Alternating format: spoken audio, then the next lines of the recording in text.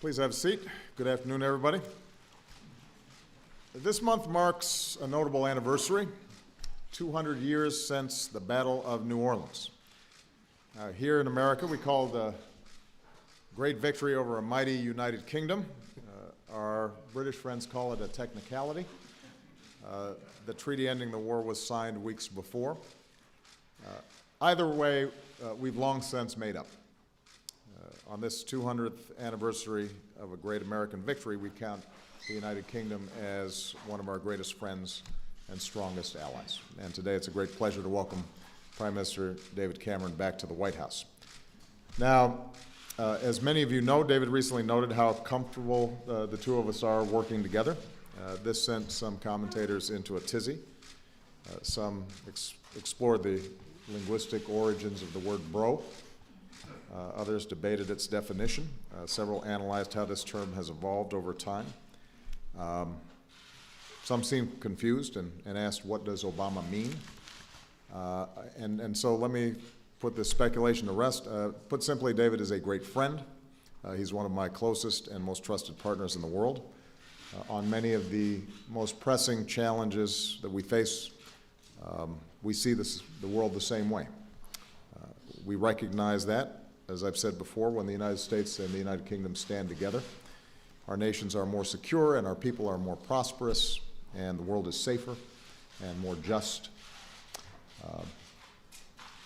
Great Britain is our indispensable partner, and David has been personally an outstanding partner, and I thank you for your friendship. With both of our economies growing and unemployment falling, we used our working dinner last night to discuss how we can help create more jobs for our people. We believe that this needs to be the year when the United States and the European Union make real progress toward the transatlantic trade and investment partnership, and we share the view that boosting demand in Europe can also keep our economies growing. As innovative economies in this information age, we're expanding our collaboration on digital technologies to improve how our governments serve our citizens and businesses. Given the urgent and growing danger of cyber threats, we decided to expand our cooperation on cybersecurity to protect our critical infrastructure, our businesses, and the privacy of our people. And as leaders in the global fight against climate change, we believe that a strong commitment to reducing greenhouse gases will be an essential element of any ambitious climate agreement that we seek in Paris this year, and that this actually will help spur the creation of more clean energy jobs on both sides of the Atlantic. With regard to security, American-British unity is enabling us to meet challenges in Europe and beyond. We agree on the need to maintain strong sanctions against Russia until it ends its aggression in Ukraine, and on the need to support Ukraine as it implements important economic and democratic reforms. We agree that the international community needs to remain united as we seek a comprehensive diplomatic solution to prevent Iran from obtaining a nuclear weapon. And I'd add that additional sanctions on Iran at this time would undermine that international unity and set back our chances for a diplomatic solution. And as the two leading contributors to the global response to Ebola in West Africa, we urge the world to continue stepping up with the resources that are required so that we don't simply stop this disease, we do more to prevent future epidemics. Now, much of our discussion obviously focused on the continuing threat of terrorism. And in the wake of the vicious attacks in Paris, as well as the news surfacing out of Belgium today, we continue to stand unequivocally, not only with our French friends and allies, but with also all of our partners who are dealing with this scourge. I know David joins me when I say that we will continue to do everything in our power to help France seek the justice that is needed, and that all our countries are working together seamlessly to prevent attacks and to defeat these terrorist networks. With our combat mission in Afghanistan over, we're also focused with our NATO allies on advising and assisting and equipping Afghan forces to secure their own country and to deny al-Qaeda any safe haven there. We'll continue to count on our British allies as one of our strongest counterterrorism partners, whether it's helping countries fight back against al-Qaeda affiliates or Boko Haram in Nigeria. We reviewed our coalition's progress against ISIL. We are systematically taking out their fighters. We're destroying their infrastructure. We are putting them on the defensive and helping local forces in Iraq push these terrorists back. And David and I agree that we need to keep stepping up the training of Iraqi forces and that we're not going to relent until this terrorist organization is destroyed.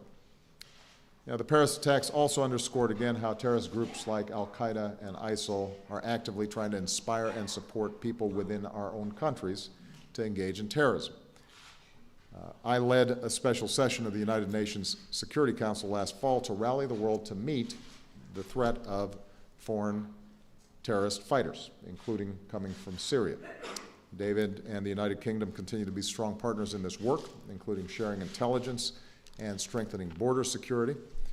At the same time, we both recognize that intelligence and military force alone is not going to solve this problem, so we're also going to keep working together on strategies to counter violent extremism that radicalizes, recruits, and mobilizes people, especially young people, to engage in terrorism. And local communities, families, neighbors, faith leaders have a vital role to play in that effort.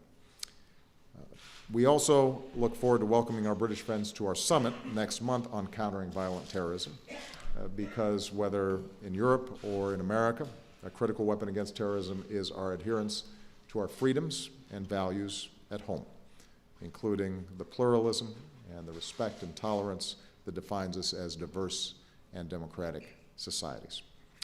And finally, I want to take this opportunity to publicly congratulate David on last month's Stormont House agreement. It's a tribute to the courage and determination of everyone involved, especially the leaders of Northern Ireland, as well as the governments of Ireland and the United Kingdom. The United States was pleased to play a small role in achieving this agreement, and we're going to keep doing what we need to do to support the peace process and a better future for the people of Northern Ireland. So with that, let me turn it over to my good friend David Cameron. Well, thank you very much, Barack, and thank you for welcoming me again to the White House. You are a great friend to Britain and to me personally. As leaders, we share the same values, and as you said, on so many issues, we see the world in the same way. And most of the time, we speak the same language. In the last 6 years since you became president, and in the nearly 5 since I've been prime minister, we've faced some big issues on our watch. And those challenges have boiled down to one word: security.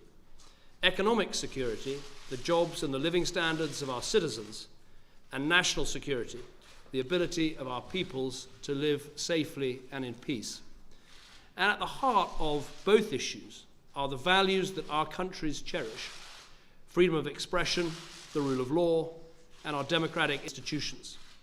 Those are the things that make both our countries strong and which give us confidence that even in the midst of the most violent storms, with strong leadership, we will come through to safer, to calmer, and to brighter days. During your presidency, you've had to deal with the aftermath of a massive banking crisis and a deep recession. When I became Prime Minister, Britain had the highest budget deficit in its peacetime history. Our economy was in grave peril. 5 years ago, we had 110,000 troops serving together in Afghanistan. Thanks to their efforts, today it is Afghan forces taking responsibility for security in their country. But we continue to face difficult times for the world. First and foremost, we have to deal with the warning lights flashing in the global economy. Weak growth in the Eurozone, a slowdown in emerging markets. That is why it is vital for our shared prosperity that we both stick to the long-term economic plans that we've set out. We agreed that 2015 should be a pivotal year for an ambitious and comprehensive EU-US trade deal, which could benefit the average household in Britain by £400 a year. The UK is now the top destination for American foreign investment, with 500 projects last year providing 32,000 jobs. And America is the UK's biggest trade partner, with exports worth nearly £90 billion. We want to build on this, so our message on the economy today is simple. We are going to stick to the course, because seeing through our economic plans is the only sustainable way to create jobs, to raise living standards, and to secure a better future for hard-working people. Britain and America both face threats to our national security from people who hate what our countries stand for and who are determined to do us harm. In recent weeks, we've seen appalling attacks in Paris, in Peshawar, in Nigeria. The world is sickened by this terrorism, so we will not be standing alone in this fight. We know what we're up against, and we know how we will win. We face a poisonous and fanatical ideology that wants to pervert one of the world's major religions, Islam, and create conflict, terror, and death. With our allies, we will confront it wherever it appears. In Iraq, the UK is the second largest contributor to the anti-ISIL coalition. RAF aircraft have conducted over 100 strikes and will continue to play a leading role. We will deploy additional intelligence and surveillance assets to help Iraqi forces on the ground, and we will ensure they are better trained and equipped to counter explosive devices. But most important of all, we must also fight this poisonous ideology, starting at home. In the UK, we're passing a law so that every public body must combat extremism. And this morning, we have agreed to establish a joint group to identify what more we can do to counter the rise of domestic violent extremism and to learn from one another.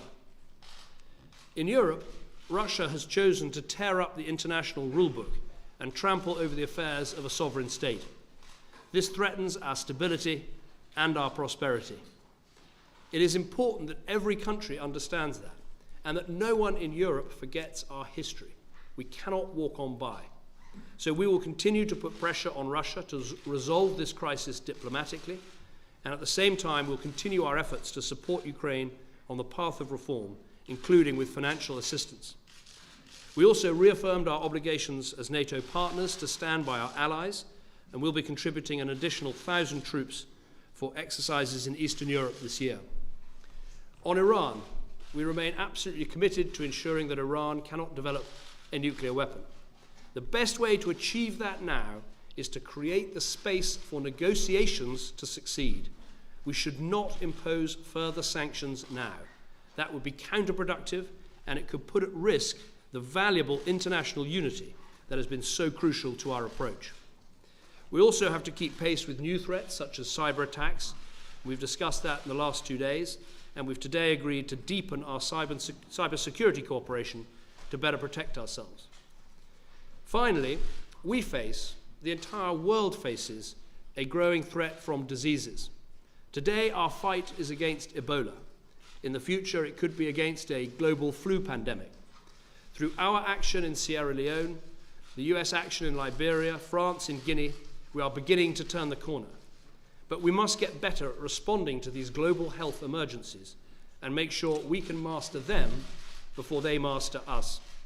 So reforming the WHO, the World Health Organization, establishing a team of experts to be on standby to deploy anywhere in the world, a new international platform to stimulate the design and development of new drugs. All of these things are needed. And let 2015, the year we must crack Ebola, also be the year we tackle extreme poverty and climate change. On poverty, we must set new, clear goals to eradicate extreme poverty, to fight corruption, and to build strong institutions. And on climate change, we want an outcome in Paris that keeps our goal of limiting global warming by 2050 to 2 degrees within reach. These two things, and they go together, have the potential to give security to future generations to come. For almost 2 centuries, after those little difficulties we were discussing earlier, America and Britain have stood as kindred spirits in defending our freedoms and advancing our shared prosperity. Today, as we survey a world in flux, our alliance stands strong, rooted in its long history, and reinvigorated by the challenges we face today.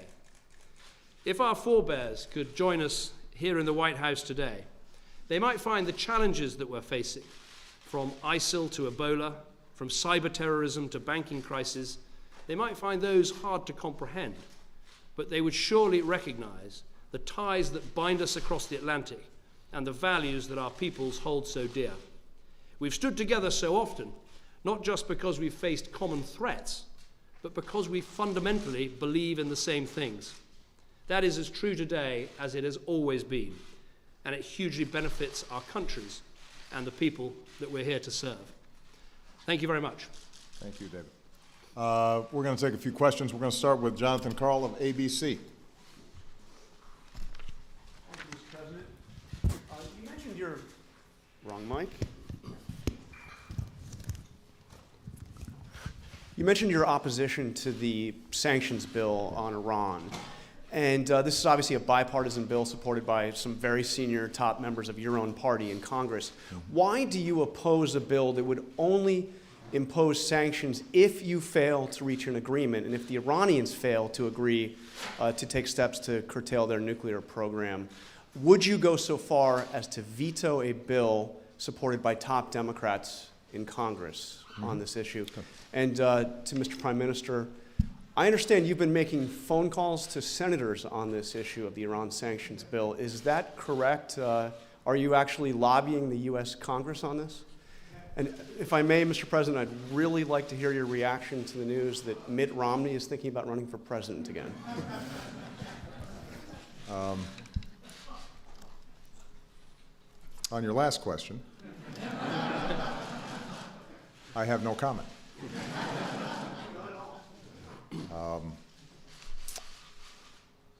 On your first question, when I came into office, I made a commitment that Iran would not obtain a nuclear weapon, that we would do everything we could to prevent that. And that is important for our security and it's important for the world's security. If Iran obtained a nuclear weapon, then it would trigger an arms race in the Middle East, make our job in terms of preventing the proliferation of nuclear materials much more difficult. Given their missile capabilities, it would threaten directly our closest allies, including Israel, and ultimately could threaten us. And so what we did was systematically, with the help of Congress, construct the most forceful, most effective sanctions regime in modern history. And what was remarkable was that when I came into office, the world was divided around this issue, and Iran was united. And through some very strong diplomatic work, we united the world and isolated Iran. And it's because of that work that we brought them to the negotiating table, not for posturing, not for meetings that lead nowhere, but to a very hard-nosed, nuts and bolt discussion of their nuclear program. Now, the interim deal that we entered into also froze progress on their nuclear program, rolled back, in some cases, the stockpiles of material that they had already accumulated, and provided us insight into their program that was unprecedented. We have people on the ground who are able to verify and inspect and tell us what exactly is going on. That's not just our assessment. That's the assessment of intelligence services around the world, including the Israelis. So the agreement is held and the negotiations have been serious. We have not lost ground. Iran has not accelerated its program during the time these negotiations have taken place. In fact, Iran's program has not only been in abeyance, but we've actually made gains in rolling back some of the stockpiles that they had. Now, we have on the table currently a series of negotiations over the next several months to determine whether or not Iran can get to yes. And what's been remarkable is the unity that we have maintained with the world in isolating Iran and forcing them to negotiate in a serious way. The P5+1s includes not only China, but also includes Russia. And they have continued to cooperate with us in setting forth positions that would give us assurances that Iran was not developing a nuclear weapon. Now, I've always said that the chances that we can actually get a diplomatic deal are probably less than 50-50. Iran is a regime that is deeply suspicious of the West, deeply suspicious of us. In the past, they have surreptitiously and secretly advanced aspects of this program. We have huge differences with them on a whole range of issues. But if, in fact, we still have an opportunity to get a diplomatic deal that provides us verifiable assurances that they are not developing a nuclear weapon, that is the best possible outcome that we can arrive at right now. And the question I had for members of Congress, including those folks in my own party, is why is it that we would have to take actions that might jeopardize the possibility of getting a deal over the next 60 to 90 days? What is it precisely that is going to be accomplished? I can tell you what the risks are, and I think David shares my assessment here.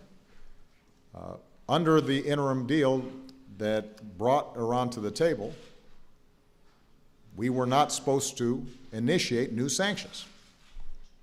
Now, you'll hear arguments that, well, these technically aren't new sanctions, they're simply laws putting in place the possibility of additional sanctions. I assure you that is not how Iran would interpret it or our partners would interpret it.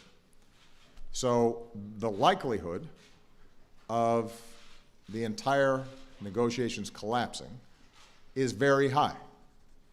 And if that happens, there is no constraint on Iran at that point going back and doing exactly what it had been doing before they came to the table, developing a heavy water reactor that, once built, is extraordinarily difficult to dismantle and very difficult to hit militarily, going back at underground facilities that are very hard to reach militarily, accelerating advanced centrifuges that shorten the time span in which they can achieve breakout capacity. And they would be able to maintain that the reason that they ended negotiations was because the United States was operating in bad faith and blew up the deal. And there would be some sympathy to that view around the world, which means that the sanctions that we have in place now would potentially fray, because imposing these sanctions are a hardship on a number of countries around the world. They would love to be able to buy Iranian oil. And the reason that they've hung in there, despite it being against their economic interests, is because we have shown that we are credibly trying to solve this problem and avert some sort of military showdown. Now, in that context, there is no good argument for us to try to undermine the negotiations until they've played themselves out. Now, if Iran ends up ultimately not being able to say yes, if they cannot provide us the kind of assurances that would lead myself and David Cameron and others to conclude that they are not obtaining a nuclear weapon, then we're going to have to explore other options, and I will be the first one to come to Congress and say we need to tighten the screws. And by the way, that's not the only options that are going to be available. I've consistently said we leave all options on the table. But Congress should be aware that if this diplomatic solution fails, then the risks and likelihood that this ends up being at some point a military confrontation is heightened. And Congress will have to own that as well. And that will have to be debated by the American people. And we may not be able to rebuild the kind of coalition we need in that context if the world believes that we were not serious about negotiations. So I take this very seriously, and I don't question the good faith of some folks who think this might be helpful, but it's my team that's at the table. We are steeped in this stuff day in, day out. We don't make these judgments blindly. We have been working on this for 5, 6, 7 years. We consult closely with allies like the United Kingdom in making these assessments. And I'm asking Congress to hold off, because our negotiators, our partners, those who are most intimately involved in this, assess that it will jeopardize the possibility of resolving providing a diplomatic solution to one of the most difficult and long-lasting national security problems that we've faced in a very long time. And Congress needs to show patience. So with respect to the veto, I said to my Democratic caucus colleagues yesterday that I will veto a bill that comes to my desk. And I will make this argument to the American people as to why I'm doing so. And I respectfully request them to hold off for a few months to see if we have the possibility of solving a big problem without resorting potentially to war. And I think that's worth doing. We'll see how persuasive I am, but if I'm not persuading Congress, I promise you I'm going to be taking my case to the American people on this. I think the big picture is very clear. The sanctions that America and the European Union put in place have had an effect. That has led to pressure. That pressure has led to talks, and those talks at least have a prospect of success. And I would argue with the President, how much better is that than the other potential outcomes? And that is what we should be focusing on. But to answer you very directly, yes, I have contacted a couple of senators this morning, and I may speak to one or two more this afternoon, not in any way as British Prime Minister to tell the American Senate what it should or shouldn't do. That wouldn't be right. But simply to make the point, as a country that stands alongside America in these vital negotiations, that it's the opinion of the United Kingdom that further sanctions or further threat of sanctions at this point won't actually help to bring the talks to a successful conclusion, and they could fracture the international unity that there's been, which has been so valuable in presenting united front to Iran. And I say this as someone who played quite, I think, a strong role in getting Europe to sign up to the very tough sanctions, including oil sanctions in the first place. And I would just simply make this point, that those sanctions have had an effect. And to those who said, if you do an interim deal, if you even start discussing with the Iranians any of these things, the sanctions will fall apart, the pressure will dissipate, no one will be able to stick at it. That has demonstrably been shown not to be true. So the pressure is still there, and as the President says, if the Iranians say no and there is no deal, then by all means let's sit down and work out what extra sanctions to put in place, because I think we're absolutely united in a simple thought, which is a deal that takes Iran away from a nuclear weapon is better than either Iran having a nuclear weapon or military action to prevent it. In the end, it comes down to that simple choice. And so will I do what I can to help as one of the countries negotiating? Sure I will. I think the way the President put it, I wouldn't disagree with. It's very hard to know what the Iranian thinking is about this. I'm the first British Prime Minister in 35 years, I think, to meet with an Iranian president, and it's very hard to know what their thinking is. But there is a very clear offer there, which is to take Iran away from a nuclear weapon and to conclude an agreement with them which would be mutually beneficial. That's what should happen. I think we've got a question from Nick Robinson at the BBC. Mr. Nick Robinson, BBC News. Prime Minister, with extra security being put in place today for the Jewish community and also for police officers, would people be right to conclude that the threat of an attack on the streets of Britain is now all but imminent?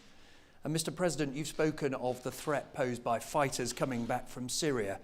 Do you ever worry that this is a legacy of the decision of the United States and the United Kingdom to, in effect, stand on the sidelines during Syria's bloody civil war? And if I may briefly, if you'll forgive me, on the economy, you said you agree. Is he right? Is it time to stick to the plan? Well, first of all, look, we do face a very serious Islamist extremist terrorist threat in Europe, in America, across the world. And we have to be incredibly vigilant in terms of that threat. We've got to strengthen our police and security. We've got to make sure we do everything we can to keep our countries safe. And that involves an incredibly hard, long-term, patient, disciplined approach. There is no single simple thing that needs to be done. It means closing down the ungoverned spaces that the terrorists operate in. It means working against ISIL in Iraq and Syria. It means countering this poisonous, fanatical death cult of a narrative that is perverting the religion of Islam. It means working together with our oldest and best partners so that we share intelligence and security and we try and prevent terrorist atrocities from taking place. It means all of these things, and it is going to be a long, patient and hard struggle. I'm quite convinced we will come through it and we will overcome it, because in the end, the values that we hold to, of freedom, of democracy, of having open and tolerant societies, these are the strongest values there can be. And in the end, we will come through. But like some of the challenges our countries have faced together in the past, it will take great discipline, great patience, great hard work. You asked specifically the question about imminence. We have a system in the United Kingdom where threat levels are set by the Joint Terrorism Assessment Centre. They're not set by politicians. They have judged that the threat we face is severe. That means, in their words, that an attack is highly likely. If ever there is an imminent threat of attack, it goes to the next level up, which is critical. But it's their decision, not mine. My responsibility is to make sure we marshal everything we have as a country in order to defeat this threat. And on the Jewish community, I think it's good that the Metropolitan Police have announced that they will be stepping up patrols. I met with the Jewish Leadership Council earlier this week. We already provide, through their security organisation, the Community Security Trust, we already provide government money to help protect Jewish schools. But I think we have to recognise, in fighting terrorism, as we found in Britain before, you cannot simply rely on policing and security. This is a job for everyone. This is a role that we're all going to have to play in the vigilance and in making sure that we keep our communities safe. With respect to Syria and the connection to foreign fighters, there is no doubt that in the chaos and the vacuum that's been created in big chunks of Syria, that's given an opportunity for foreign fighters to both come in and come back out. And I chaired a UN Security Council meeting, and we are now busy working with our partners to implement a series of actions to identify who may be traveling to Syria in order to get trained to fight or to hatch plots that would be activated upon return to their home countries. So it's a very serious problem. The notion that this is occurring because the United States or Great Britain or other countries stood on the sidelines, I think is, first of all, mischaracterizes our position. We haven't been standing on the sidelines. It's true we did not invade Syria. If the assertion is that had we invaded Syria, we would be less prone to terrorist attacks. I'll leave it to you to play out that scenario and whether that sounds accurate.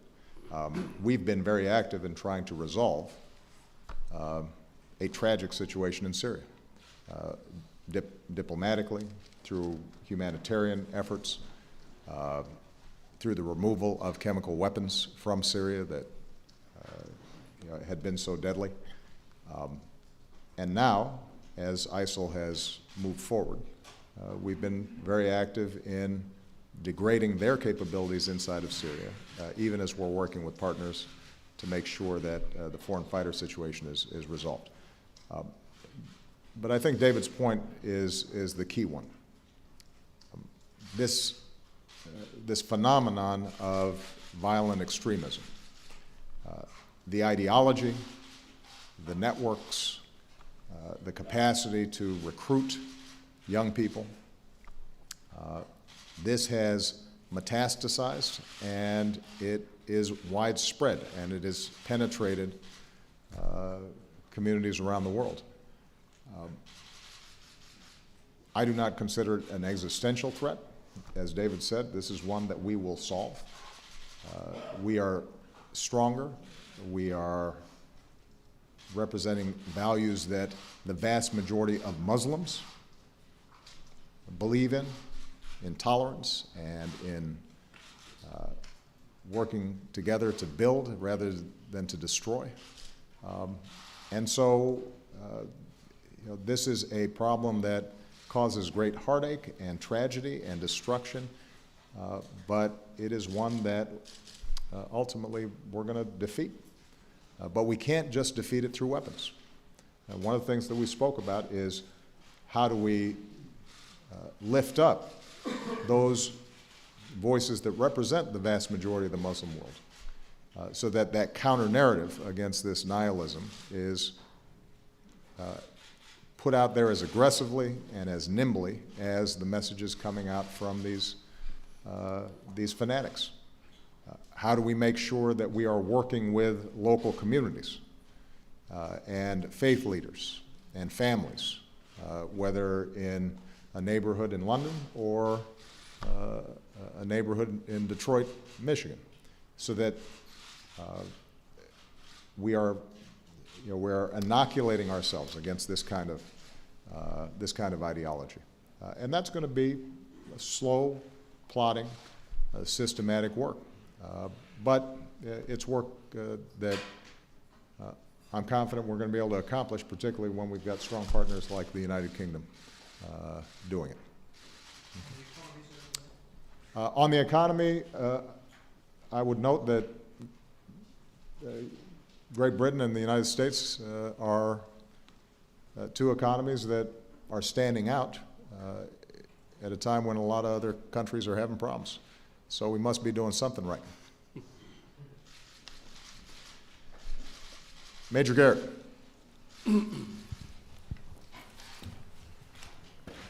Thank you, Mr. President. Good afternoon, Mr. Prime Minister. Good afternoon to you, sir. Questions for both of you. I want to make sure we heard what you were trying to say. You clearly directing a message to Congress in the context of Iranian negotiations. Were you also sending a message, both of you, to Iran that if the sanctions talks fail, that war footing is the next most likely alternative for this country and those who are allied with us in this common pursuit? And atrocities in Paris, raids and threats either in Belgium and Netherlands. I'd like to ask you both, do you believe Europe is at a turning point now in its recognition of what its threats are and its own mobilization in terms of new laws, security footing, larger budgets? And you both talked about cybersecurity. There is a crucial issue for both countries. Backdoors and encryption to protect people and also privacy. I'd like your comments on that. Thank you. I am not, repeat not, suggesting that we are on immediate war footing should negotiations with Iran fail. But as David put it very simply, if in fact our view is that we have to prevent Iran from getting a nuclear weapon, then we have to recognize the possibility that should diplomacy fail, we have to look at other options to achieve that goal. And if you listen sometimes to the rhetoric surrounding this issue, I think there is sometimes the view that this regime cannot be trusted, that effectively negotiations with Iran are pointless. And since these claims are being made by individuals who see Iran as a mortal threat and want as badly as we do to prevent them from getting a nuclear weapon, the question then becomes, well, what other alternatives exactly are available? That is part of what we have to consider as to why it's so important for us to pursue every possible avenue to see if we can get a deal. Now, it's got to be a good deal, not a bad deal. I've already shown myself willing to walk away from a bad deal.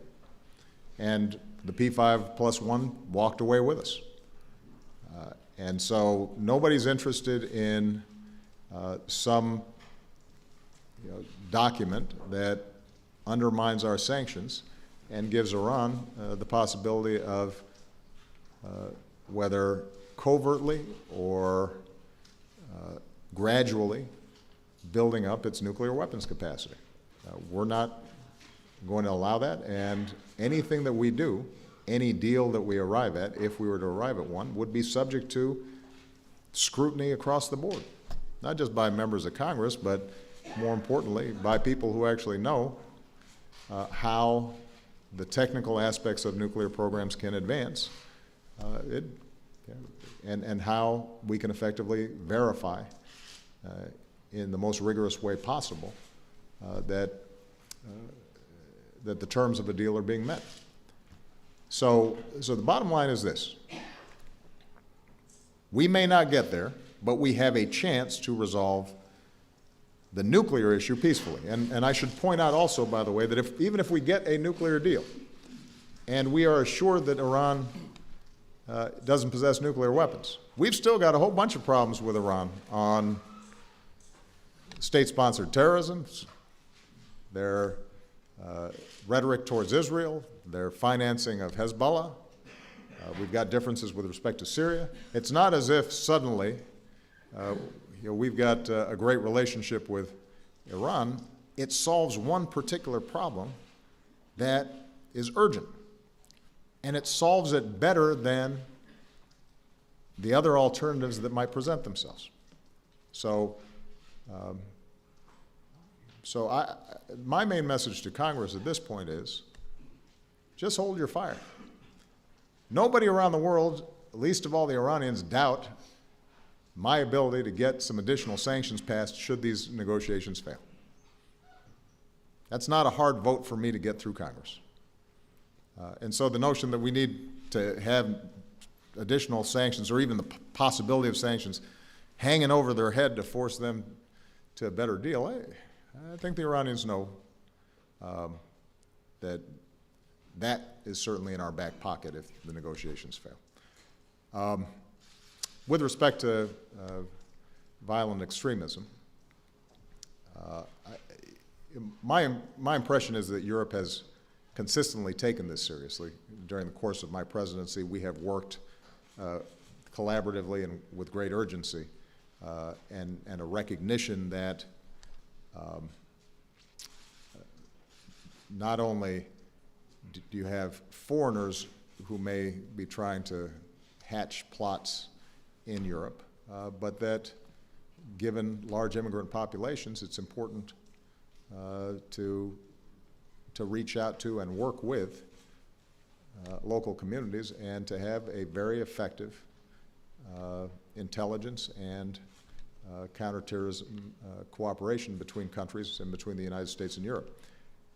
There's no doubt that the most recent events has amplified those concerns. I think one of the things that I've learned over the last 6 years is that there's always more that we can do. We can always do it better. We learn from mistakes. Each incident that occurs teaches our professionals how we might be able to prevent these the next time. I'm confident that the very strong cooperation that already exists with Europe will get that much better in the months and years to come. Do you believe that Europe has been sensitized as the United States and Great Britain has? Here's where I actually think that Europe has some particular challenges. And I said this to David. The United States has one big advantage in this whole process. And it's not that our law enforcement or our intelligence services, et cetera, are so much better, although ours are very, very good, and I think Europeans would recognize that we've got capabilities others don't have. Our biggest advantage, Major, is that our Muslim populations, they feel themselves to be Americans. And there is this incredible process of immigration and assimilation that is part of our tradition that is probably our greatest strength. Now, it doesn't mean that we aren't subject to the kinds of tragedies that we saw at the Boston Marathon, but that, I think, has been helpful. There are parts of Europe in which that's not the case, and that's probably the greatest danger that Europe faces, which is why, as they respond as they work with us to respond to these circumstances, it's important for Europe not to simply respond with a hammer and law enforcement and military approaches to these problems, but there also has to be a recognition that the stronger the ties of a North African or a Frenchman of North African descent to French values, French Republic, a sense of opportunity, that's going to be as important, if not more important, in over time solving this problem. And I think there's a recognition of that across Europe, and it's important that we don't lose that. The last point I'll make, and then I'll turn it over to David, is with respect to the issue of intelligence gathering, signal intelligence, encryptions, this is a challenge that we have been working on since I've been president. Obviously, it was amplified when Mr. Snowden did what he did. It's gone off the pages of the front pages of the news, but we haven't stopped working on it. And we've been in dialogue with companies and have systematically worked through ways in which we can meet legitimate privacy concerns, but also meet the very real concerns that David's identified and my FBI director, Jim Comey, identified.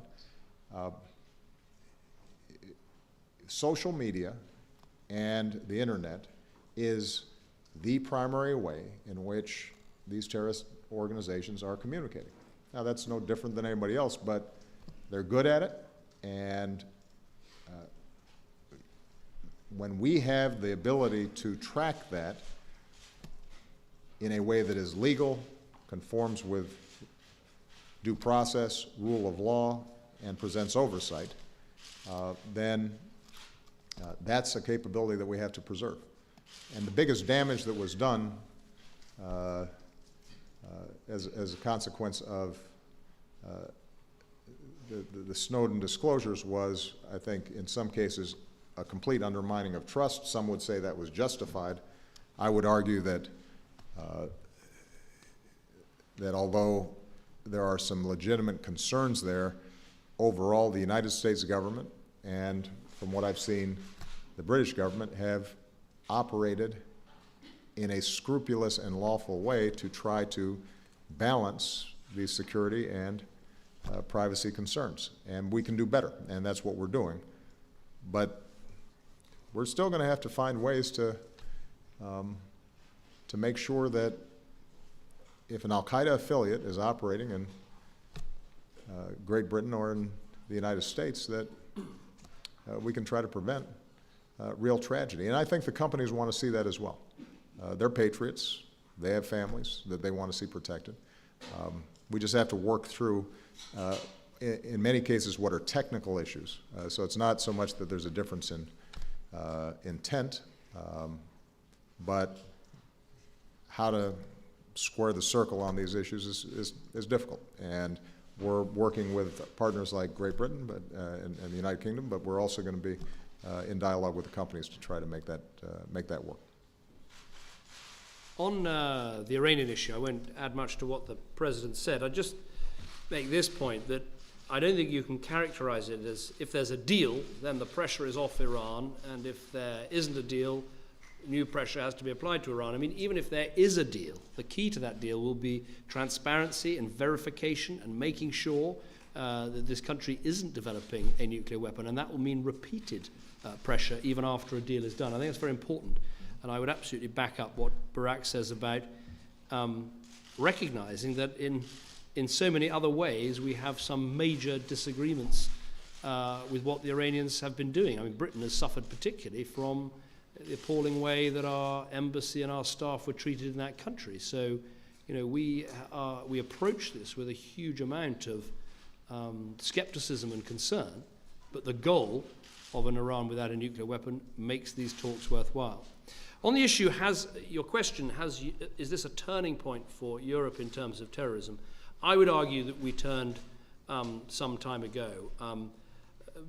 maybe Britain in particular because of the appalling attacks that took place in 2005, but there have been attacks elsewhere in Europe. I mean, since I've been Prime Minister, there's probably been at least one major plot every year of quite a significant nature that we have managed to intercept, stop, and prevent.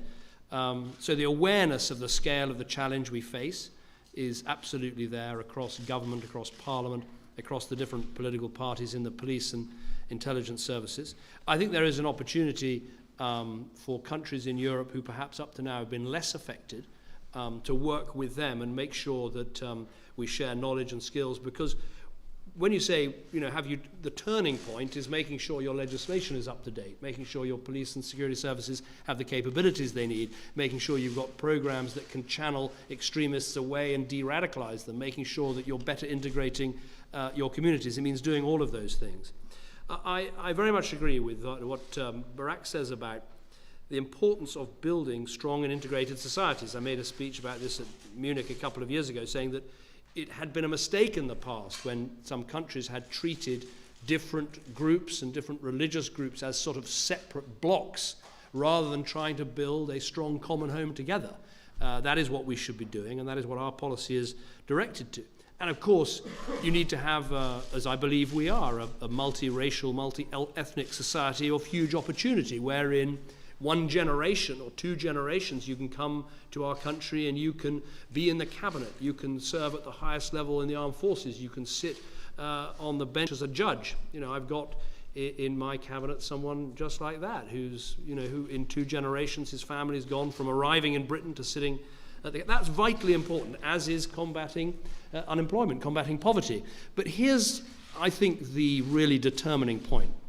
You can have, tragically, people who have had all the advantages of integration, who've had all the economic opportunities that our countries can offer, who still get seduced by this poisonous, radical death cult of a narrative. We've seen in recent weeks people who've gone to fight in Syria and who may threaten us here back at home, who've had every opportunity and every advantage in life in terms of integration. So let's never lose sight of the real enemy here, which is the poisonous narrative that's perverting Islam. That is what we have to focus on, recognizing that, of course, we help ourselves in this struggle if we create societies of genuine opportunity, if we create genuine integration between our communities. But let's never lose sight of the real heart of the matter. As for the issue on the techniques necessary for our intelligence services to help keep us safe, all I would say, and the President and I had a good discussion about this earlier, I don't think either of us are trying to enunciate some new doctrine. The doctrine that I approach this, what? Well, I'm sorry to disappoint you, but I take a very simple approach to this, which is, ever since we've been sending letters to each other or making telephone calls to each other or mobile phone calls to each other or indeed contacting each other on the internet, it has been possible in both our countries, in extremis, in my country by a signed warrant by the Home Secretary, to potentially listen to a call between 2 terrorists to stop them in their activity. In your country, a judicial process. We've had our own. We're not asking for back doors. We believe in very clear front doors through legal processes that should help to keep our country safe. And my only argument is that as technology develops, as the world moves on, we should try to avoid the safe havens that could otherwise be created for terrorists to talk to each other. That's the goal that I think is so important, because I'm in no doubt, as having been Prime Minister for 4.5 years, having seen how our intelligence services work, I know that some of these plots that get prevented, the lives that get saved, there is a very real connection between that and the capabilities that our intelligence services within the law use to defend our people. I think final question is from Robert Moore from ITN. Thank you. Yes, Robert Moore with the British network ITV News. Prime Minister, it's clear there is a sort of security alert underway at the moment around the Jewish community in Britain. Can I just be clear, is that based on specific intelligence? Should people be concerned about doing their daily activities this weekend? And do you regard a terrorist attack on British soil as almost inevitable? Mr. President, you say there is a dialogue underway with the big American tech companies, but do you share the Prime Minister's view that the current threat environment is so severe that there does need to be a swing of the pendulum a little bit, maybe from from privacy towards counter-terrorism, and that this area of private encrypted communications is a very dangerous one, potentially, in terms of facilitating dialogue between terrorist groups. On the issue of the threat that we face, as I said, the level has been set at severe. That is set by an independent expert organisation, so people can have full confidence that these things are never done for any other motives than literally to look at the evidence that is there about terrorist threats and to set the level accordingly. When the level, as it is at the moment, is set at severe, that means that the authorities believe an attack is highly likely. If we believed it was imminent, then you would move to the next level, which is critical. We clearly do face a very real threat in our country. I mean, in recent months, as I was discussing with the President, we've had a number of potential attacks averted, for instance, on British police officers. So that is the threat picture. It's regularly reviewed, regularly updated, but it shouldn't be moved unless there is real evidence to do so. In terms of the protection to the Jewish community, and indeed other communities, and indeed to police officers themselves, this is based on what has happened in France, on the whole picture that we see, and it is sensible, precautionary measures to make sure we do what we can to reassure those communities who are all too aware of the threat that they face. And this is a bigger challenge for us. I think one of the most moving sights in Paris was to see so many people holding up signs saying, "Je suis flic, I'm a cop. Je suis juif, I'm a Jew." And I thought that was incredibly moving, that people wanted to stand together with one community that had been singled out. And singled out not because of anything other than the fact they were Jewish. And so I think it's very important that we speak up and stand up for those communities and give them the protection that they deserve. Obviously, in the wake of Paris, our attention is heightened. But I have to tell you, over the last 6 years, threat streams are fairly constant. David deals with them every day. I deal with them every day. Our CT, our counterterrorism professionals, deal with them every day. So I don't think there's a situation in which, because things are so much more dangerous, the pendulum needs to swing. I think what we have to find is a consistent framework whereby our publics have confidence that their government can both protect them but not abuse our capacity to operate in cyberspace. And because this is a whole new world, as David said, the laws that might have been designed for the traditional wiretap have to be updated. How we do that needs to be debated, both here in the United States and in the UK.